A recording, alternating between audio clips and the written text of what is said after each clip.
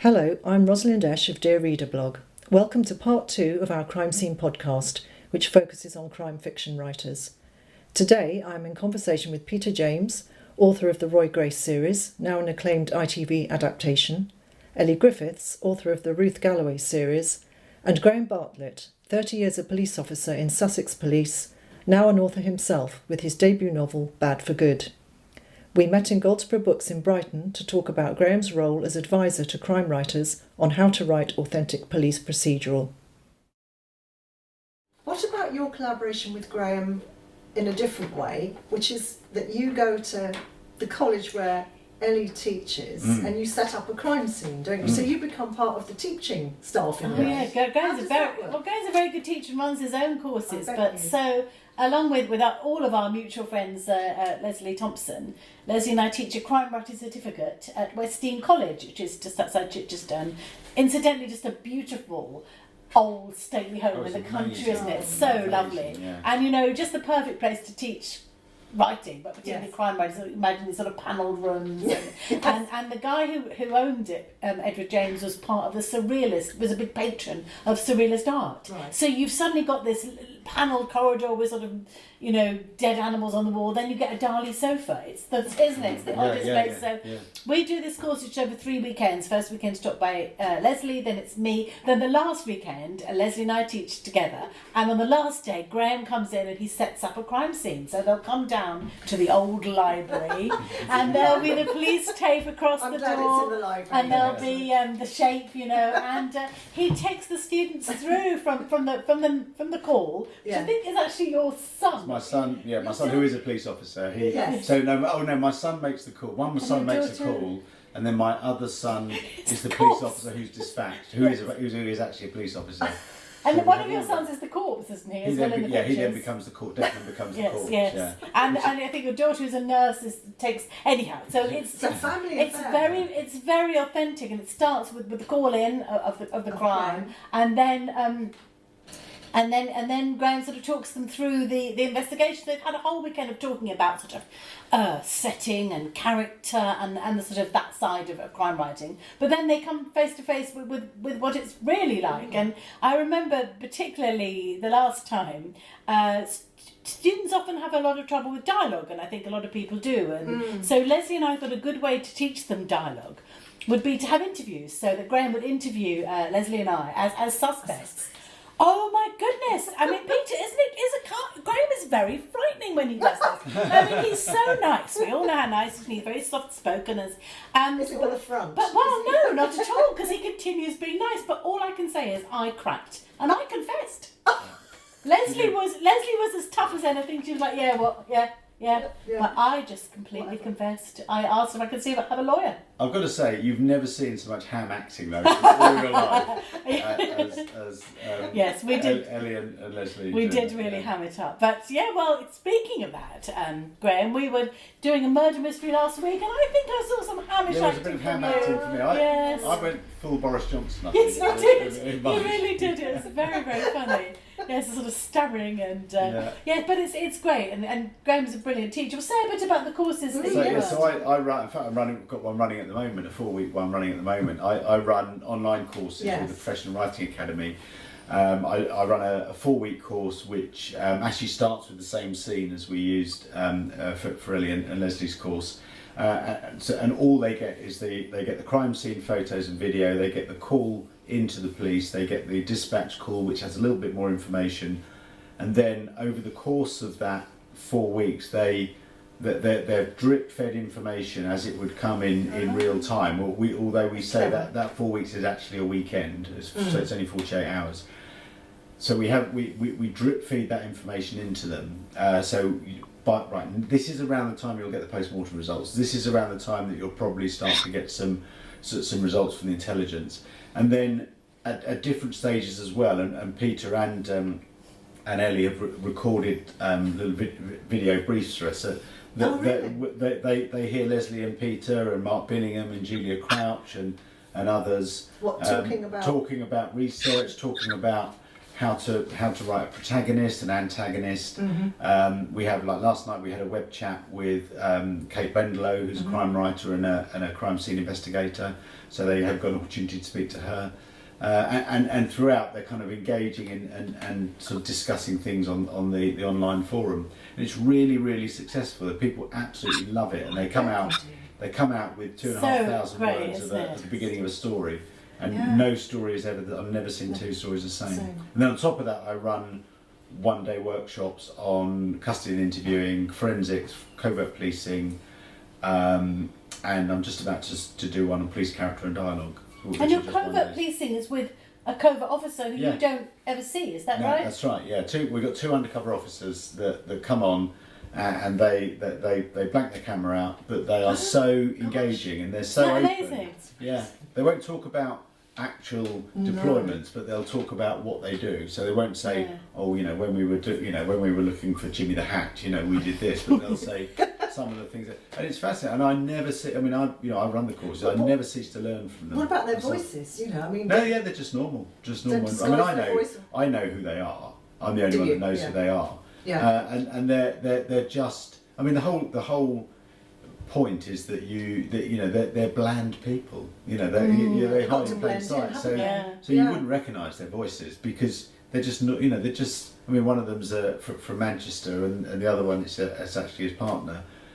She's from South London, I think. They just sound like a Mancunian and a South London woman, but it's absolutely fascinating, and people just grill them the whole time about this, that, and the other, but it's great. But I have a forensic scientist and Kate on the Scenes of Crime course, and on the custody and interviewing course I have Andy Griffiths, don't you, Peter? Do you remember Andy Griffiths? Yeah. So Dr. Andy Griffiths, who's a kind of international lecturer on interviewing, who I worked with. He was in police, and Nadine Matheson, who Nadine's great. So Nadine is a defence solicitor, which is a solicitor advocate, which means she can also appear at the Crown Court, and she's a brilliant crime writer as well. Jigsaw Man, really brilliant novel. So she's so I have them, and so I always have guests on there, people that have got lived experience and a little bit of writing knowledge as well, because the undercover officers have written too. But did you ever think you'd be doing this sort of thing when you retired? What were your plans when you retired? I didn't really have a plan. That was part of the problem. No, I didn't have a plan. I kind of, as Peter said,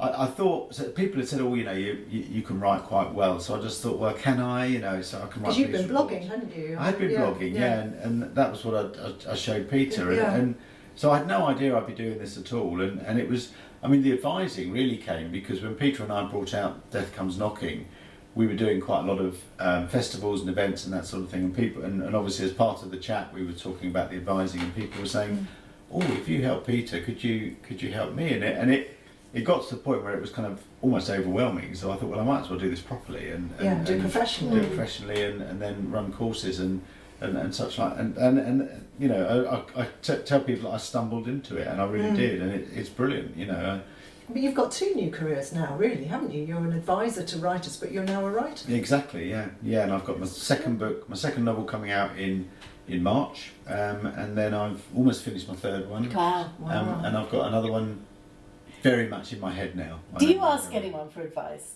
I was going to ask you that. Goodness me. Well, I asked both of you for advice. So. But no, I mean, my protagonist, Jo Howe, is, she does the job that I used to do, but she's a woman, so her lived experience of getting to the level that I got to is completely different from mine. So I used Diarra Skilly, who used to be the divisional commander for East Sussex, and she goes through. She's just fed back on my second book, and I'm just doing the page proofs now on that.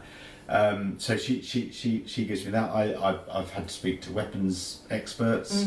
I had to find out where you can dispose of upwards of sort of 30-40 bodies in Sussex without. That's a very neat solution, if I may say so. Yes. Yeah, without anybody knowing. Yes. I left that as a bit of a teaser at the murder mystery for people. Because and it is a very good solution. Well, it was somebody else's solution, because I was going to bury them out at the wind farm and have them submerged in the concrete, a bit like a sort of 21st century East End, but let's bury them in the ecological way in a wind farm.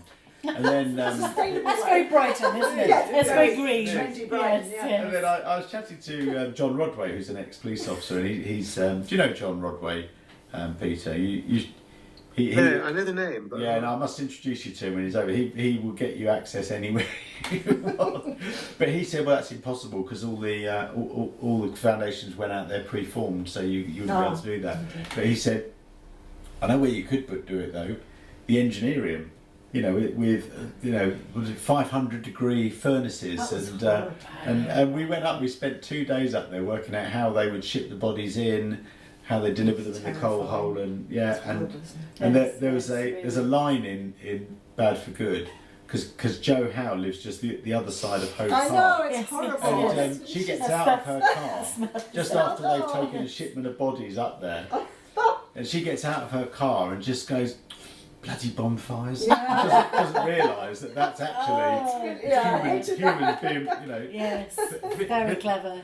Vigilantes burning criminals, and she doesn't realise that till later on in the book. So do you think you're going to carry on doing both jobs? And it's a lot of work? Definitely the writing, without a shadow of doubt, the writing. I think with the advising, I need to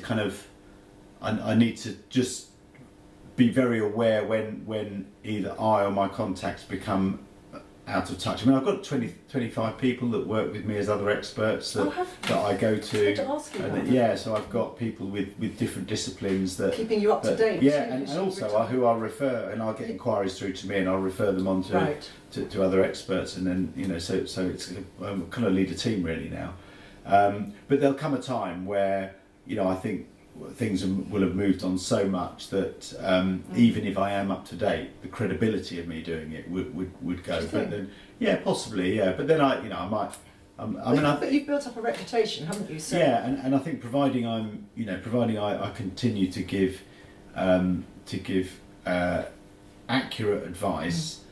Which meets the needs of stories and characters, because anyone who's been in the profession can give accurate advice, but having that storytelling ability behind it, providing I can continue to do that, I will do it. But I think as the years go on, I'm not talking immediately, but as the years go on, I'll probably need to subcontract some of the stuff out, or certainly some of the more technical stuff.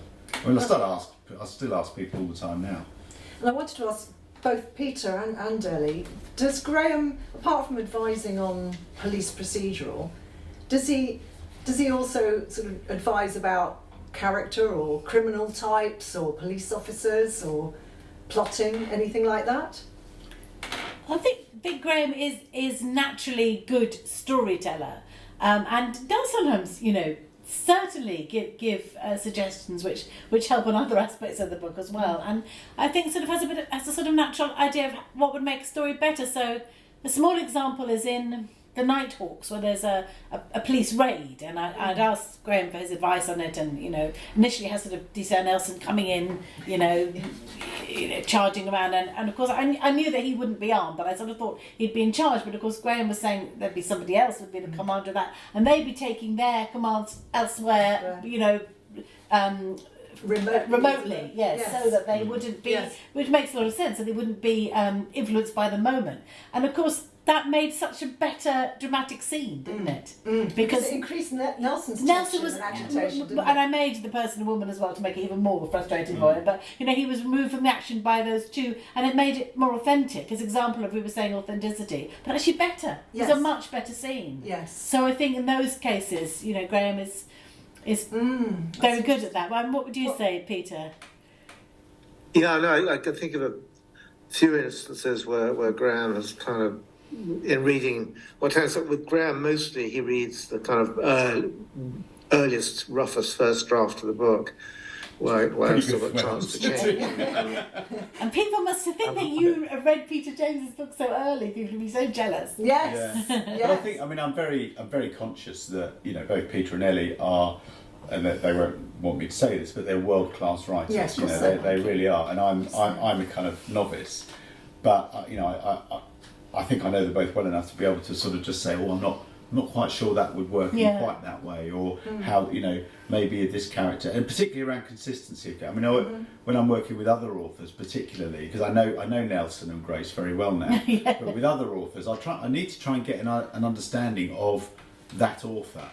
Their character. Yes, that's really, because then I'll then be able to advise on how far they'll push the boundaries, or what they'll do in an emotional situation, or how they'll respond to trauma. Because, you know, I know that with Grace and Nelson, because as I say, I know them well now, so I can kind of, you know, and you know, Peter and Elly don't get that wrong, but some writers, particularly newer writers, will sort of sway character types a little bit too much. But that point that Elly made there about, you know, removing your central character from the action, I used to find that when I was in command but not in control of a high threat incident, it's the most frustrating thing, because you know, you think that, you know, you're putting your trust in people that are trained, accredited, and frankly better at you than doing it, but you still want to be there. You still want to be the one that's literally calling the shots sometimes. And that's a position that's sort of full of dramatic tension, isn't it? So it's really, you know,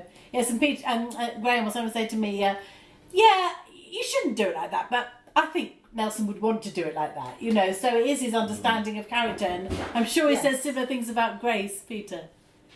Yeah, and I tell you, one of the things that makes Graham so good at this is, I think, you know, using that old adage, you know, you can take the cop out of the police force. You can't take the police side of the cop. And I remember, you may remember the terrible tragedy of the Shoreham air disaster about 6 years ago, when 11 people were killed when a plane did the roll and crashed into a whole bunch of cars and cyclists, I think it was. And in the aftermath of that, I had a meeting with Graham. I think we were working on one of our projects, and I said, "Are you missing being out of the police?" And he said, "When I read about Shoreham, I wish I was there." Oh, really? Yeah, definitely, and it would have been horrific, but you know, I think that I mean, I was a police officer for most of my adult life. I joined at 18, so it's all I knew. But you know, I would have felt, I was going to say very comfortable. That might sound a bit crass. I would have felt very suited to being in command of something like that, even though, you know, like anybody, I probably wouldn't have known what to do in the moment, but I would have known the steps I would have gone through. And I remember the person that was actually in command on the night, and they were a very inexperienced superintendent, and you know, they actually phoned me and said, you know, just like, 'cause he's a friend of mine, I said, what, you know, I'm in the middle of this, and I said, all you've got to remember is just stop it getting any worse. That's all you can do, is stop things getting any worse, and because you can't deal with what's happened. And that, you know, it would have been incredibly high pressure, incredibly difficult, incredibly sad, but it was that moment where I just thought, when Peter asked me that, I thought, I would have quite liked to have been involved in that. Yeah, not for any, you know, malicious reason or you know, to be ghoulish, but I just think that's something that I would have been suited to. And it was the same with the fracking disputes. That was just after I left the police. The fracking disputes which were going on up in Balcombe, you know, big public order situations, and I would have, had it have been 6 months earlier, I probably would have been in charge of the policing of those, and probably would have policed them very differently. Oh, really? Yeah. Probably enough said about that. Oh, that'll be a story for another time. Oh, that's so interesting. I suppose it's a similar impulse that would make, like, an experienced doctor almost wish to be there when there'd been a big incident, because you would know. You don't want to be there because you know it's going to be terrible, but you do know that you could. You know, you can add some value to it. Yeah, exactly. Yeah. Yes, absolutely. Yeah. And Peter, I wanted to ask you about. We were talking earlier about sort of crime fiction and true crime, and I know you've said that you've had suggestions from Sussex Police about particular crimes that they wanted you to highlight, and you've managed to write them into some of your books. Can you tell us a bit about that? Yeah, it's been on a number of occasions. I think probably a relatively recent one was about 2017. I was asked by then chief superintendent at headquarters, he said, would I come and have a chat? And he said, we think people in Sussex have lost an estimated £30 million over the last 5 years to internet romance fraudsters. And we'd love it if you wrote a book to highlight, that would help highlight the dangers of this. And if you did, obviously we can't show you the names, but we'd be willing to show you the files with the names X'd out, so you could see the extent. And I was fascinated. And in fact, literally the following Sunday, there was a big article in the Sunday Times about a guy who'd interviewed me a few years back, called Steve Buston, who was a Brighton motivational speaker, who had a phone call out the blue from a woman in Somerset saying, "Oh, dear Mr. Buston, hi Mr. Buston, you don't know me, but I thought I knew you."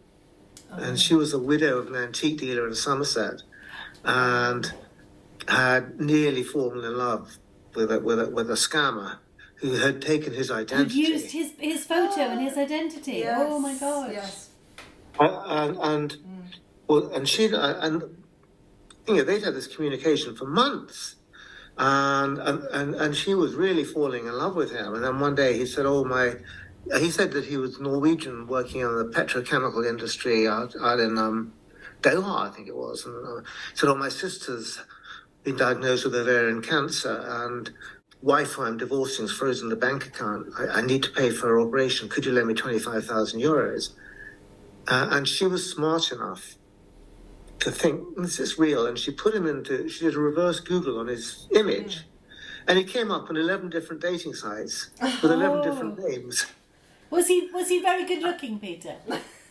Yeah, good looking guy, a very mediogenic guy. Yes. I mean, gay, which is interesting. But very mediogenic. I'll put you in touch, Ellie. Yeah, sounds great. Which of the 11 identities would you like? But I really loved that book of yours, Peter. Yes, that was one of my real favourites. It's one of my favourites too. Thank you, Ellie. Yeah, I sat down with a very bright woman detective. Sorry, shouldn't I say woman detective? I keep trying to stop this differential. Let's say male detective. No, I sat down with this very bright detective, and she showed me some of the figures, and I was astonished. There were people who'd have paid out £400,000. Amounts. The smallest amount was about 20,000. Loads, 50, 100, 200, and I learnt. I was put in touch with a private detective who specialised in this, and you could go to any one of 11 different colleges in the capital of Ghana and learn to be an internet scammer. Whoa. Really? Gosh. So that was one example, and that led to me writing Love You Dead, and it's ended up being one of my favourite books. It's flattering in a way, isn't it, that the police think that a fiction writer can have an impact. They want you to tell the story so that people are made aware of it, which is interesting to me that's something. Yeah, and I was asked about 4 or 5 years ago, by Sir Bernard Hogan Howe, who was then head of the Met, if I would like to spend a day at Scotland Yard with the super recognisers. I love that. You probably know about the people, a small amount of people can pick out somebody in a crowd. I didn't know about it from Peter. I only know about it from Peter.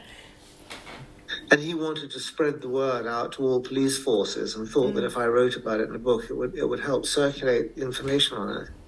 Yes, and no doubt it did. I mean, it's you talked to me about it as well. Yeah, didn't you? yeah. And there's research being done, isn't there, at Greenwich University about super recognisers? Is there?